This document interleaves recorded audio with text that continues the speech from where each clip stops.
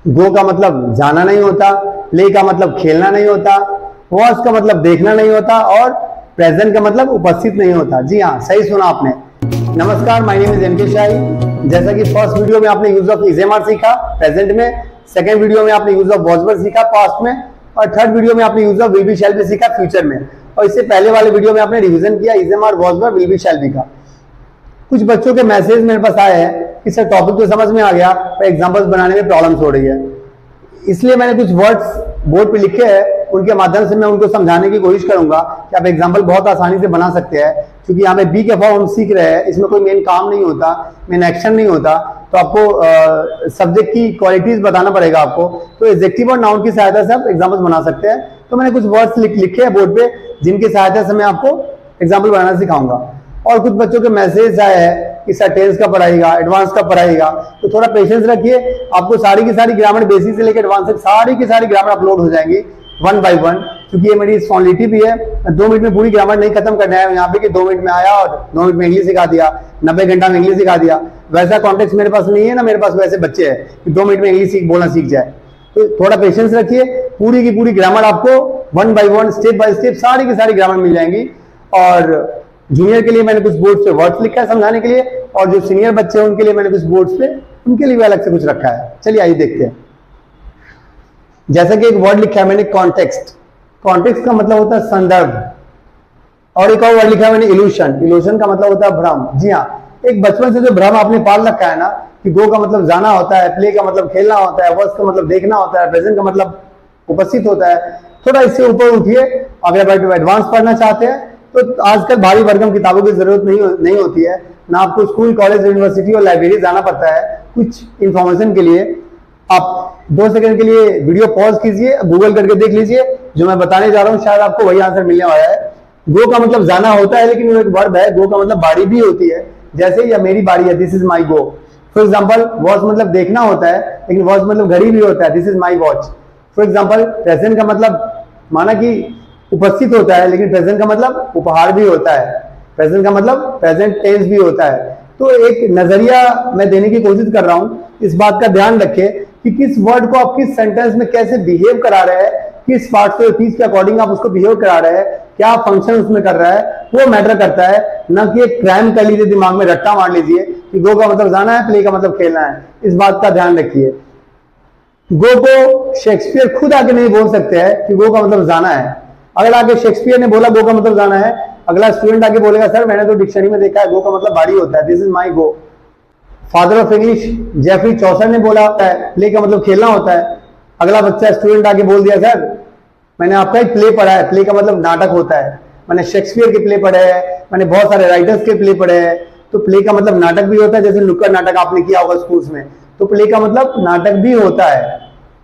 तो इस बात का ध्यान रखें, वॉच मतलब देखना भी होता है, वॉच मतलब घड़ी भी होता है। तो शेक्सपियर खुद आकर नहीं बता सकते किसी वर्ड का मीनिंग क्या है, जब तक कि उसे सेंटेंस में बिहेव ना कराया जाए, उसका फंक्शन क्या है, उसका पार्शियल फीस क्या है। तो एक अगर आप एडवांस सीखना चाहते हैं तो एक अच्छे नजरिए से मैंने ग्लैंस देने की कोशिश की है। हालांकि ये बेसिक क्लास है तो मैं बेसिक ही पढ़ाऊंगा।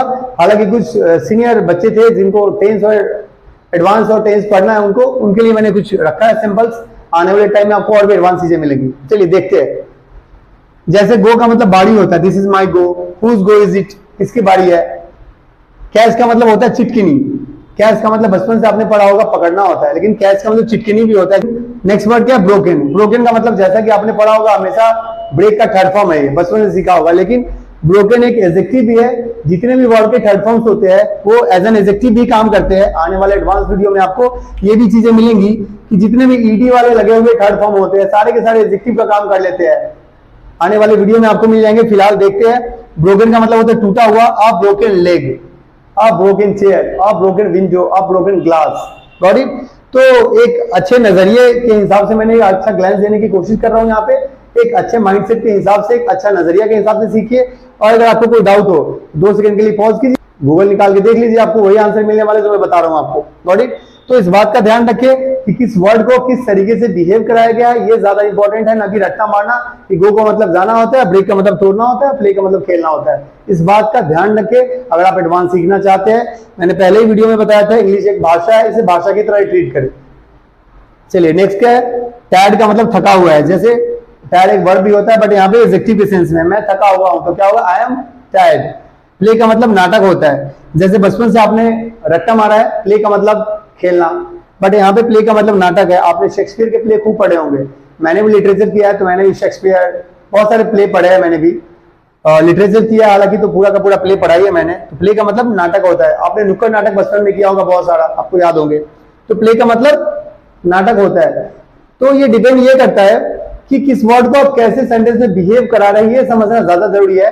कि रट्टा मारना, दिमाग में क्रैम करना, क्रैम मतलब रट्टा मारना होता है कि ये ऐसे नहीं करना है, आपको एक लॉजिक लगा डेवलप करने की कोशिश करना है और डिक्शनरी की सहायता से थोड़ा पढ़ने की कोशिश कीजिए, एक बेटर क्लियरिटी अगर आप चाहते हैं तो। फॉर एग्जाम्पल अगर मैं समझाना चाहूं, मोदी जी देश के प्रधानमंत्री है, भारत के नागरिक है, गुजरात के चीफ मिनिस्टर थे, विपक्ष के लिए क्या है बताने की जरूरत नहीं है, अडानी जी के दोस्त है, मेरे नेता है, बहन के लिए भाई है, माँ के लिए बेटे है, तो अलग अलग, डॉक्टर के लिए पेशेंट है, तो अलग अलग वो कैरेक्टर प्ले कर रहे हैं अलग अलग सिचुएशंस में। फॉर एग्जांपल अगर मैं राहुल की बात करूं तो राहुल एक डॉक्टर के लिए पेशेंट है, टीचर के लिए स्टूडेंट है, बहन के लिए भाई है, माँ के लिए बेटा है, वाइफ के लिए हस्बैंड है, सन के लिए फादर है, दोस्त के लिए दोस्त है। तो अलग अलग कैरेक्टर में आप प्ले करा रहे हैं और आप खुद भी कर रहे हैं, आप अपने ऊपर रख के देखेंगे तो भी आपको समझ में आ जाएगा। आप अलग अलग सिचुएशंस में अलग अलग कैरेक्टर प्ले कर रहे हैं। तो एक नाम मैं आपका कैसे डिफाइन कर दूं कि आपका नाम ये है, आप किस कॉन्टेक्स्ट में आपको यूज कराया जा रहा है उसके अकॉर्डिंग तो आपका मीनिंग निकलेगा। सेम फॉर्मुलेशन वर्ड मीनिंग के साथ भी होता है, अगर आप एक अच्छे नजरिए के साथ समझने की कोशिश करेंगे तो आपको समझ में आ जाएगा। चलिए देखते हैं, प्ले का मतलब क्या होता है, नाटक। शेक्सपियर के प्ले आपने पढ़े होंगे। वॉच मतलब घड़ी होता है, this is my watch, watch मतलब देखना भी होता है, वो वर्ड में देखेंगे एडवांस में। गिव का मतलब होता है the quality of stretching a sweater needed in pure cotton doesn't have much give. तो गिव का मतलब लचीला भी होता है, मतलब जो कॉटन, प्योर कॉटन से जो स्वेटर बुनी जाती है ना, उसके अंदर ज्यादा गिव नहीं होता है, मतलब विल नॉट स्ट्रेच मच, और ज्यादा उसके अंदर खिंचाव नहीं होगा। चलिए, फार्मर का मतलब किसान होता है, he is a farmer. Honest का मतलब होता है ईमानदार।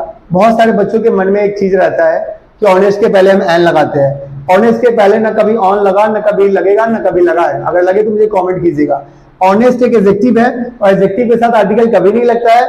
एडजेक्टिव अपने आने वाले नाउन के हिसाब से आर्टिकल लगाती है, जैसे he is an honest boy, तो आर्टिकल ऑनेस्ट के लिए नहीं लगा हुआ है, आर्टिकल नाउन के लिए, बॉय के लिए लगा हुआ है। हालांकि ऑनेस्ट का वोवेल साउंड होने के नाते एन लगा हुआ है, साउंड तो ऑनेस्ट का आपने यूज कर लिया, लेकिन एन लगा हुआ है बॉय के लिए।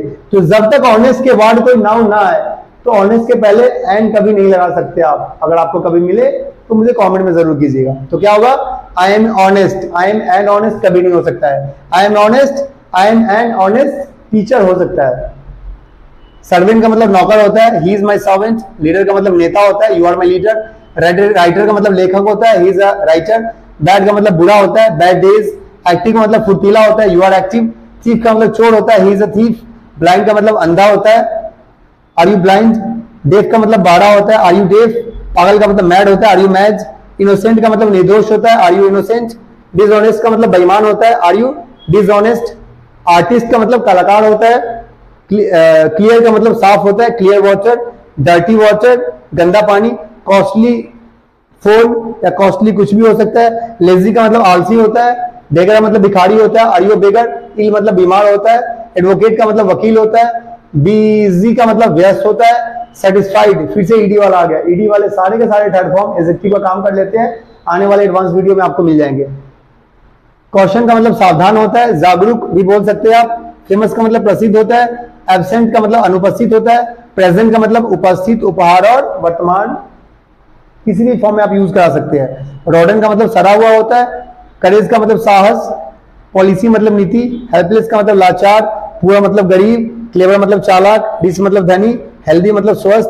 ब्रेव मतलब बहादुर। टॉल मतलब लंबी, जैसे she is a tall girl. Strong का मतलब this is a strong chair. Beautiful का मतलब सुंदर होता है। थिन का मतलब पतला होता है। लेबोरियस मतलब मेहनती होता है। नॉटी बॉय, नटखट बच्चा। सैड उदास। हैप्पी मतलब खुश। गुड मतलब अच्छा। वीक मतलब कमजोर। राइट मतलब सही। रॉन्ग मतलब गलत, सिंगर मतलब गायक, डॉक्टर मतलब डॉक्टर, नर्स मतलब नर्स, यूजफुल का मतलब लाभदायक, सस्ती मतलब प्यासा, ट्रू मतलब सच्चा, टॉय मतलब खिलौना, नथिंग मतलब कुछ नहीं, एवरीथिंग मतलब सब कुछ, एवरीवन मतलब सब, नोबडी मतलब कोई नहीं, समवन मतलब कोई, एनीथिंग मतलब कुछ, एवरीवन मतलब सब, नो वन मतलब कोई नहीं, देयर का मतलब वहां होता है, देयर का एक और यूज है जहां पे कोई सब्जेक्ट नहीं होता है, वहां पे हम देयर का यूज करते हैं, जैसे एक राजा था, there was a king, class में 10 बच्चे हैं, there are 10 students in the class. ये आपको आने वाले वीडियो में मिल जाएंगे डिटेल में। बिसाइड मतलब बगल में, बिसाइड्स का मतलब के अलावा, इन फ्रंट ऑफ का मतलब के सामने, बट का मतलब पर, सो मतलब इसलिए, नॉलेज का मतलब ज्ञान, एनफ मतलब पर्याप्त, एनफ इज एनफ, सक्सेस का मतलब सफलता। तो इन सारे वर्ड्स के माध्यम से आप इसमें एग्जांपल्स बहुत आराम से बना लेंगे। आप घर पे बैठ के इन सारे वर्ड्स को लिखिए कॉपी में और एग्जांपल बनाने की कोशिश कीजिए। मैं साइड हो जाता हूं, आप स्क्रीनशॉट ले लीजिए। इस सारे वर्ड्स को आप कॉपी में नोट डाउन कीजिए घर बैठ के और सब पे कुछ एग्जांपल्स बनाने की कोशिश कीजिए। और अगर किसी वर्ड पे एग्जांपल समझ में नहीं आता है तो आप कमेंट बॉक्स में कमेंट कीजिए या फिर व्हाट्सएप कीजिए या मैसेज कीजिए। आपको मैं कोशिश करूंगा जितनी जल्द हो सके रिप्लाई करने की। Got it? तो इसमें कोई डाउट होना नहीं चाहिए। प्रेजेंट में आपने use of is am are सीखा, पास्ट में यूज ऑफ वॉज वर सीखा, फ्यूचर में use of shall be will be सीखा। इसमें स्टेट बताने का काम कर रहा है, कोई एक्शन नहीं हो रहा है। जीरो वर्ब मतलब वर्ब तो है लेकिन एक्शन वाला वर्ब नहीं होगा। और हमने कुछ वर्ड्स की सहायता से एग्जाम्पल बनाना सीखा, जैसे sad, are you sad, happy, are you happy. Got it? Writer, he is a writer. Are you bad, क्या तुम बुरे हो? तो आप आराम से इसमें एग्जाम्पल बना लेंगे घर बैठ के। कोशिश कीजिए एग्जाम्पल बनाए और कुछ एग्जाम्पल बना के आप कमेंट बॉक्स में कमेंट भी कीजिए। Got it? और बाकी इन एडवांस का ध्यान रखिए। गो का मतलब बाड़ी होता है, this is my go. S का मतलब चिटकिनी होता है। प्ले का मतलब नाटक होता है। वॉच मतलब घड़ी होता है। प्रेजेंट का मतलब उपस्थित भी होता है, उपहार भी होता है और वर्तमान भी होता है। और डिक्शनरी के कहे हुए शब्द और टीचर के कहे हुए शब्द से सेंटेंसेस नहीं बनता है। डिपेंड करता है कि यूज कैसे आप उसको सेंटेंस में करा रहे हो। मैंने प्ले का मतलब नाटक बोला, आप उसे खेलने के सेंस में यूज कर रहे हो, आपकी मर्जी है। मैंने प्ले का मतलब खेलना बोला, आप उसे नाटक के कॉन्टेक्स्ट में यूज कर रहे हो। तो किस कॉन्टेक्स्ट में यूज कर रहे हो वो मैटर करता है, ना कि टीचर के कहे हुए शब्द और डिक्शनरी के कहे हुए रूल्स और ग्रामर के कहे हुए रूल्स। तो इस बात का ध्यान रखें, आप किस वर्ड को किस कॉन्टेक्स्ट में यूज कर रहे हैं। अगर आपको एडवांस सीखना है तो आप फॉलो कीजिए, नहीं तो आपकी मर्जी है। Got it? चलिए, कोई डाउट होना नहीं चाहिए। अगर कोई डाउट होता है तो आप मुझे कमेंट बॉक्स में कमेंट कीजिए। चलिए ठीक है, थैंक यू।